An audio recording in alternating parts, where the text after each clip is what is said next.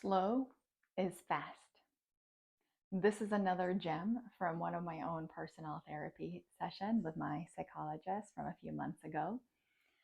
She taught me that sometimes going slow will get us to where we want to go faster. And you might think that as a psychologist, I might already know this, but it's a lot easier to see things in other people than it is to really experience it for ourselves. Hi, I'm Dr. Alice Rizzi. I'm a licensed psychologist and a mindful embodiment coach. And these videos are all about emotional mastery, self leadership, and mindful living. So I want to share a little bit more about this slow is fast concept with you today. A lot of times we think that we can get what we want by going really quickly, by finding the most direct path from A to Z and speeding our way through it. And somehow we're going to get everything we've ever dreamed of.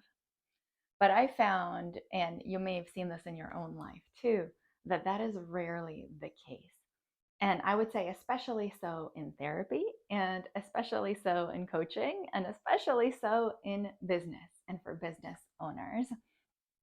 I think entrepreneurs in particular are always trying to be really efficient, really productive, manage their time well, which makes sense. You know, we all grow up hearing time is money.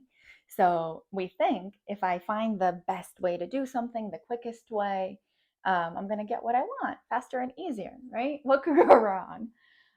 Unfortunately, I have seen what can go wrong many times over in myself, in my clients, and in colleagues and other people that I see in the media.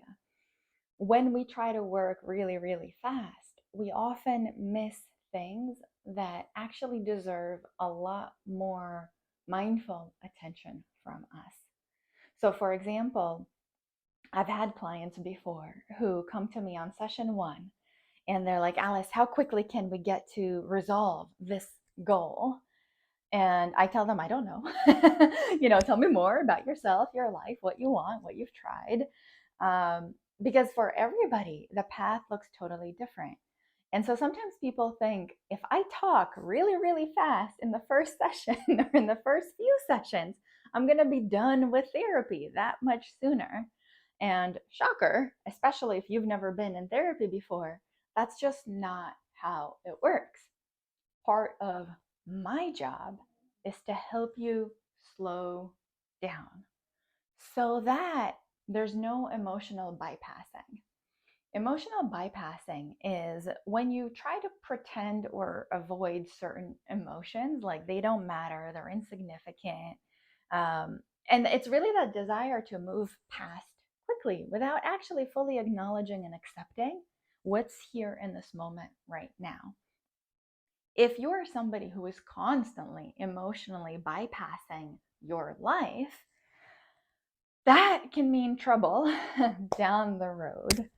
That could be why you find yourself resentful of certain relationships, why your fuse or temper might be really short, why you might find yourself exploding or really negatively reacting to someone seemingly out of the blue, because your emotions are here to convey a message. Something from your brain, your heart, your soul is trying to communicate with you to help you make the best aligned decisions for you. And if you ignore those emotions or try to stuff them down or sweep them under the rug, then you're missing key messages, in a sense, from yourself to yourself. You might be familiar with this concept of the conscious, the unconscious, the subconscious. And there are many things that our conscious mind is good at, right? It's so good at analyzing and problem solving and fixing things that are in front of us right now.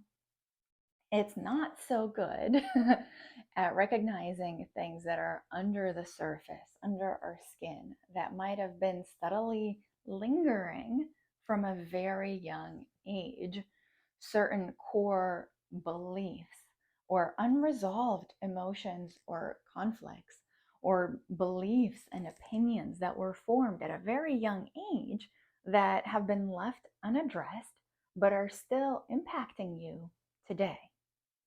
So, going back to our main concept for today, which is slow is fast. If you allow yourself to pause, to slow down, to take a deep breath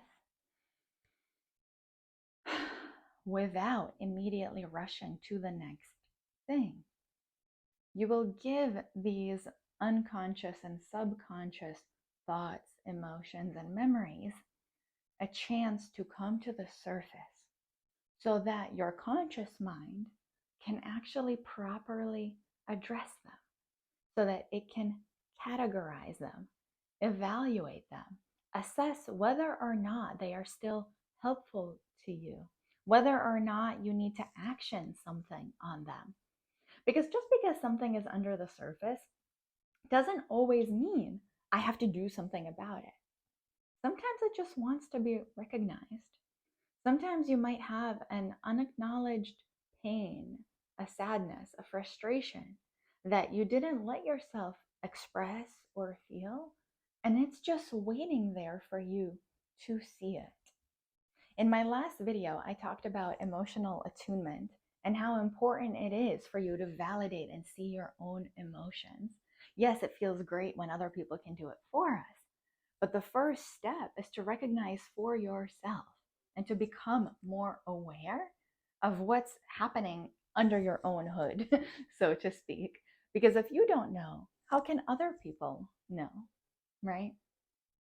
So, allowing yourself to go slow, whether that's in therapy, in coaching, in your business, in your relationships, really giving yourself a chance to recognize, what am I thinking? What am I feeling? What's my body experiencing? What's something that maybe parts of me I'm not consciously aware of might be telling me to do or to think about or to reflect on or to act on that I don't give myself a chance to do? And you can take a few minutes to meditate on this, to journal about this, or even talk it through with a friend or a family member that you trust. Trust yourself that going slow will ultimately help you get to where you want to go faster in a way that's more aligned to you, your goals, and your values. For more information, check the description and check out my website, togethermindful.com, my virtual mindfulness studio for ambitious, heart-led, impact-driven women who want to trust themselves more, feel more confident, and create a life and business that they love. Have a beautiful day and see if you can go a little bit slower just for today.